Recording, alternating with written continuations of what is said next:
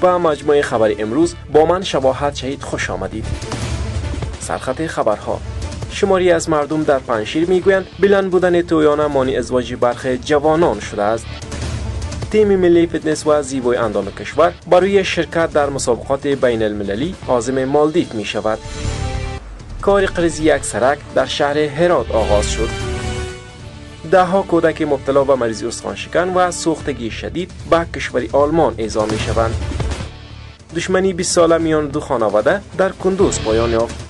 شکایت برخی از باشندگان بامیان از کیفیت خدمات اینترنتی. به نام خدا، روز شما بخیر. شماری از مردم پنجشیر نگران بلند بودن تویانه هستند و میگویند که این موضوع مانع ازدواج برخی از جوانان شده است. آنها از علما میخواهند که در خطبه نماز به این مشکل پرداخته و راهکارهایی برای کاهش تویانه از طریق آموزه‌های دینی ارائه دهند. عزت الله عارفی، یکی از باشندگان ولسوالی رخه، در گفتگو با رسانه‌ها میگوید پسرش 4 سال میشود نامزاد است، اما به دلیل تویانه بالا هنوز قادر به برگزاری عروسی نشده است. او میگوید اگر این رسم‌های ناپسند از بین نروند، پسرش سالهای دیگر نیز نامزاد خواهد ماند. از سوی هم صدیق الله، یکی از جوانان در دره پنجشیر نیز به همین مشکل اشاره کرد و میگوید نزدیک به 4 سال است که نامزاد هست و به دلیل بیکاری و تویانه گزاف قادر به ازدواج نشده است. بلند بودن تویانه در افغانستان مسئله ای نیست که تازه به وجود آمده باشد. از گذشته ها مردم برخی از مناطق افغانستان از این معضل شکایت دارند و خواهان رسیدگی به آن از سوی علما و حکومت ها شده اند. فدراسیون زیبای اندام و فتنس افغانستان میگوید قرار است که تیم ملی فتنس و زیبای اندام کشور جهت اشتراک در مسابقات بین المللی عصر امروز عازم مالدیو شود. فدراسیون زیبای اندام افغانستان در صفحه فیسبوک خود نگاشته که 9 تن از ورزشکاران افغان این رشته برای شرکت در 15مین دوره مسابقات بین المللی عصر امروز رهسپار مالدیو شوند. مسئولان محلی در هرات میگویند که یک سرک به هزینه 36 میلیون افغانی در مربوطات ناحیه 8 شهر هرات قریزی می شوند.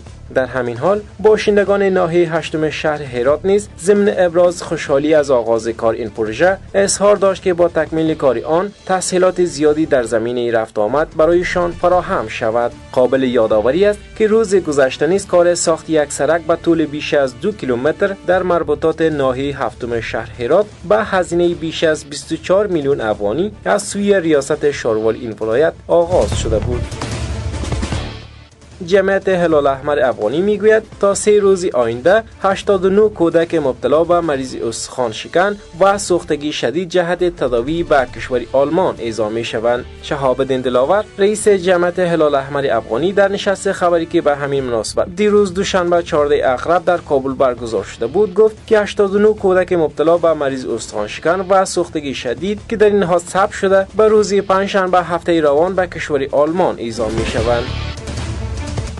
بعد دشمنی 20 ساله میان دو خانواده در ولایت کندوز که در نتیجه آن 4 تن کشته شده بودند با میانجیگری بزرگان قومی و مسئولان محلی نقطه پایان گذاشته شد. آقا میر ناصری، یک بزرگ قوم که طی سالهای گذشته دهها منازع قومی را حل و فصل کرده است، میگوید که این دشمنی میان دو خانواده 20 سال قبل به میان آمده بود که در نتیجه 4 تن از دو طرف کشته شدند و یک تن دیگر زخمی گردیده است. و میگوید این دو خانواده با ما تعهد سپردند که در آینده قطع خصومت میکنند در صورتی که هر یک از طرفین از این فیصله سرپیچی کنند مکلف به پرداخت 5 میلیون افغانی جریمه می شود. در همین حال طرفین این منازع از میانجیگری بزرگان قومی استقبال کرده و از سایر مردم که بینشان دشمنی وجود دارد خواهان صلح و آشتی هستند. این در حالی است که در 3 سال گذشته بیش از 200 منازع قومی و خانوادگی از طریق جرگه‌های قومی در کندوز حل و فصل شده است.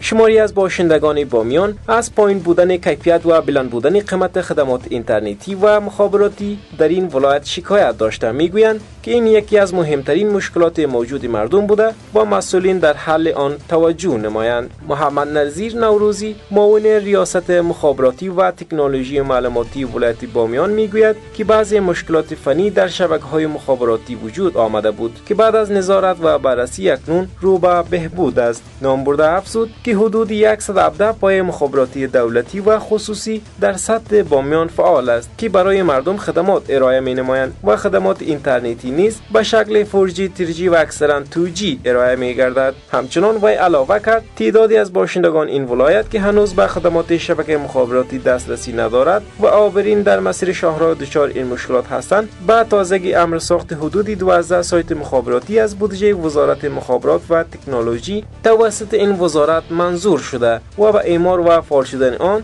در آینده مشکلات موجود در بامیان رفع خواهد شد.